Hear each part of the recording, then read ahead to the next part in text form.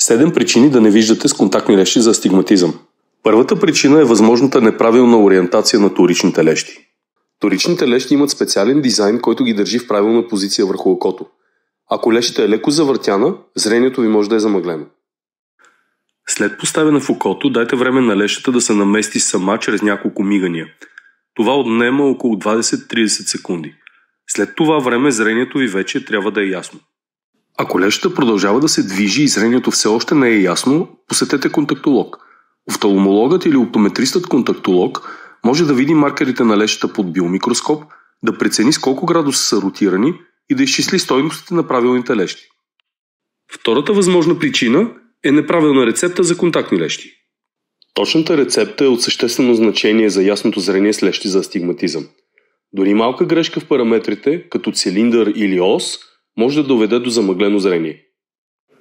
Уверете се, че използвате правилна рецепта за контактни лещи, която може да се различава от тази за очила. Рецептата не трябва да е по-стара от 6 месеца. Посетете очен специалист за преглед и корекция на рецептата си, ако зрението ви остава замъглено. Той може да направи така наречената оверрефракция върху лещите ви, за да установи правилния диоптър. Причина 3. Натрупване на отлагания върху лещите. Върху повърхността на лещите могат да се натрупват протеинови и липидни отлагания. Те водят до замъглено зрение, дискомфорт и повишен риск от възпаление. Почиствайте лещите си редовно с подходящ многофункционален разтвор. Ако натрупването на отлагания се случва често при вас и не можете да носите месечни лещи повече от 20 дни, помислете за преминаване към еднодневни контактни лещи за астигматизъм, които не изискват почистване. Друг вариант е да изберете висок клас контактни лещи с водна повърхност, като Total 30 за астигматизъм. Те се произвеждат с технология Seligent, която отблъсква отлаганията и бактериите. Четвърта причина може да е сухота в очите. Усещането за сухота в очите е често срещан проблем, особено при хората, носещи контактни лещи. Недостатъчното увлажняване на окото може да доведе до замъглено зрение и усещане за дискомфорт. В този случай сълзите върху повърхността на лещата се изпаряват бързо, зрението се замъглява, а клепачите трябва да се движат върху повърхност, която вече не е достатъчно хлъзгава. Използвайте увлажняващи капки за контактни лещи, за да поддържате очите си хидратирани през деня. Обсъдете с очния си специалист преминаване към контактни лещи от висок клас, произведени от материал с водна повърхност. Такива са Total 30 за астигматизъм или Daily Total One за астигматизъм. Пета възможна причина – неправилно поставени контактни лещи.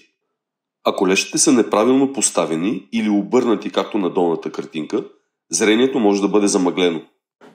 Причина номер 6 – хлабава или стегната контактна леща. Контактните лещи лежат върху роговицата и буквално плуват с лъзния филм.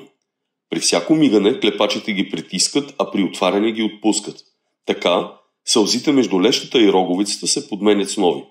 Ако лещата е хлабава, т.е. кривината й е значително по-голяма от тази на роговицата, това движение ще е прекомерно и ще предизвика значителен дискомфорт и замъглено зрение.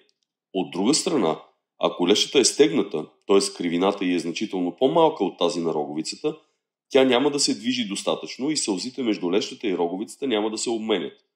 В първите 1-2 часа ще се чувствате комфортно и ще виждате ясно, но след това отново ще се стигне до дискомфорт и замъглено зрение. Ако усещате някои от тези състояния, обърнете се към контактолог.